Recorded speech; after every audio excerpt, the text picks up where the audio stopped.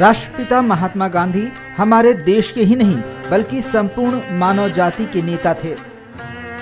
वो एक ऐसे युग पुरुष थे जिन्होंने समस्त मानव जाति को सत्य और अहिंसा की मार्ग अपनाने का संदेश दिया।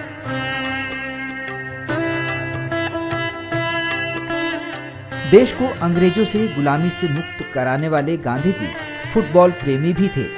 दरअसल गांधी जी जब पढ़ाई के लिए इंग्लैंड गए तो वहां उन्हें कई चीजों के प्रति रुचि पैदा हुई।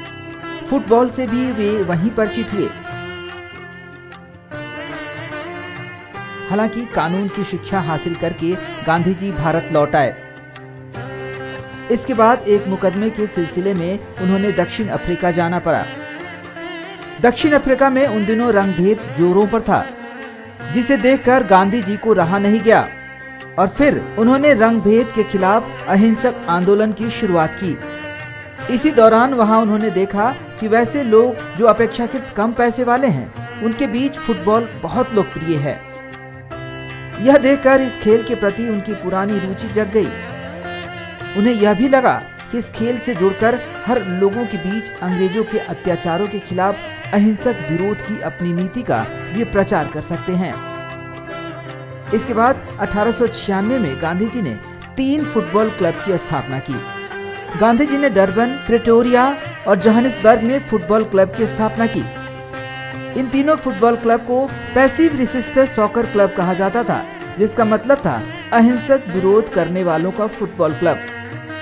गांधी जी वैसे तो नियमित फुटबॉल नहीं खेलते थे क्योंकि उनकी व्यस्तता बहुत ज्यादा थी, लेकिन कहते हैं कि जिन क्लबों की उन्होंने शुरुआत की थी उनके लिए कभी फुटबॉल खेला भी था।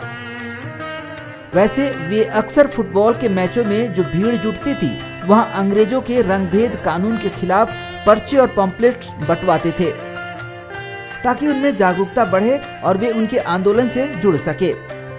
गांधी की टीमें जो भी मैच जीतती, उससे मिलने वाली राशि का उपयोग उन लोगों के परिजनों को आर्थिक मदद पहुंचाने के लिए किया जाता था जो अहिंसा की लड़ाई में जेल में डाल दिए गए थे। यह काफी समय तक चलता रहा, लेकिन अंततः महात्मा गांधी को 1914 में भारत आना पड़ा, लेकिन उन क्लबों को बंद नहीं किया। इसकी कमान गांधी ने 1913 के लेबर स्ट्राइक में शामिल अपने पुराने साथी अल्बर्ट क्रिस्टोफर को सौंप दी। क्रिस्टोफर ने 1914 में दक्षिण अफ्रीका की पहली पेशेवर फुटबॉल टीम का गठन किया था। इस टीम में मुख्यतः भारतीय मूल के खिलाड़ियों को रखा गया। बापू ने हालांकि हमेशा से यह माना कि फुटबॉल में लोगों को एकीकृत करने की ताकत है और इस ताकत का सकारात्मक उपयोग होना चाहिए। उनके इस कथन में इस खेल के प्रति उनका जुनून छुपा था, जो उनके युवा काल से ही परिलक्षित हो रहा था।